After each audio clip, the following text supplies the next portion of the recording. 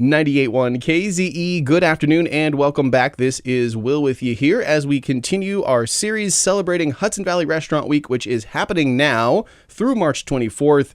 3-course lunches for $22.95, dinners for $32.95 at dozens and dozens of restaurants all up and down the Hudson Valley. For the full list of participating restaurants, for all of the details, you can visit HudsonValleyRestaurantWeek.com. And our guest this afternoon, Adam Padilla, the executive chef at Shadows on the Hudson in Poughkeepsie, New York. ShadowsOnTheHudson.com to see what is happening there. Adam, welcome to the program. Thank you. Thank you so much for taking the time to travel all the way from Poughkeepsie and visit us here at KZE. Much appreciated. I want to get to know you just a little bit because you are the new executive chef at Shadows on the Hudson. Just give us a little bit of your background, if you will. Yeah. So I've been in the industry for quite some time, since I was 14, about 15 years now. Graduated the Culinary Institute of America. I've worked on West Point, New York, locally, Mohawk Mountain House in New Paltz, and just came back to the area from a recent 5-year experience in Lake George. If we had more time, we would go into your experiences at West Point, but just a little bit, you were essentially like a busboy. You started out as a runner, as a teenager, working in the kitchen at the hotel at West Point. Yes, when I was 14. And then the chef caught wind when I was 16 that I was taking culinary classes at Orange Ulster Bosie's, and basically gave me the nice shrug to move into the kitchen. So you were a teenager and you already had a sense of what you wanted to do and a direction in life at like 15 years old. Absolutely. Before you had your driver's license. Exactly. You're living the dream, my man. Yeah. Let's talk a little bit about Shadows on the Hudson. Give us a sense of what this establishment is like, kind of what your mission statement is. Okay. So Shadows on the Hudson is located right on the Hudson River. It's a 350-seat restaurant. We're open for lunch and dinner, and we do Sunday brunch. Mm-hmm. Our menu, it's I don't like using this term, but it fits us. It's American cuisine. Okay. Right. So our menu has influences from all types of cuisine: Asian, Spanish. I'm classically trained in French. My sous chefs are of Puerto Rican descent, so we have all those nice spices and seasonings going on. So it's a different experience. Yes, exactly. A melting pot.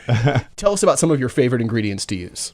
Okinawa sweet potatoes are my absolutely favorite thing to use. They're a purple sweet potato. They're a superfood, originating in Okinawa, Japan, and now we harvest them from Hawaii at the moment. Okay. They are sweet. This is something we will find on the menu at Shadows on the Hudson? In our upcoming menu in spring. Okay. Yes. Okay. Yes.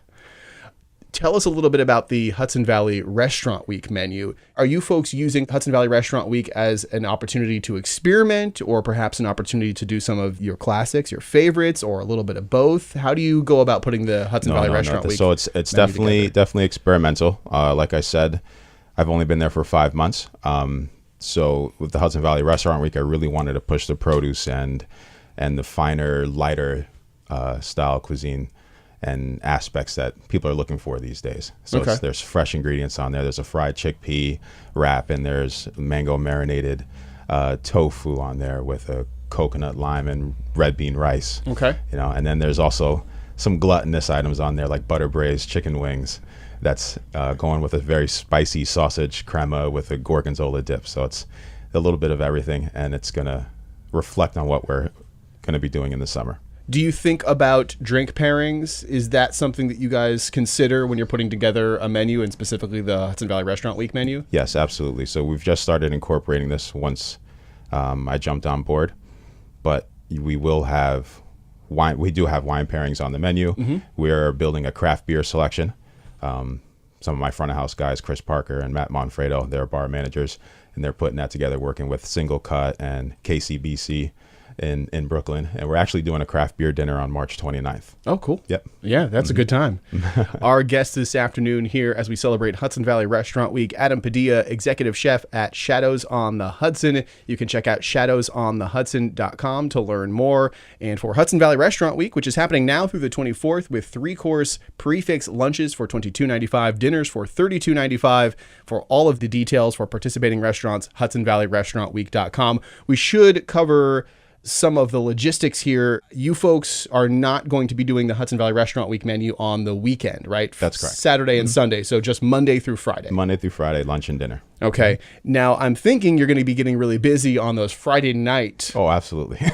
restaurant week. Yeah. That's going to be a busy time. People are probably going to want to make a reservation. Absolutely. Highly encourage it for Thursday and Friday.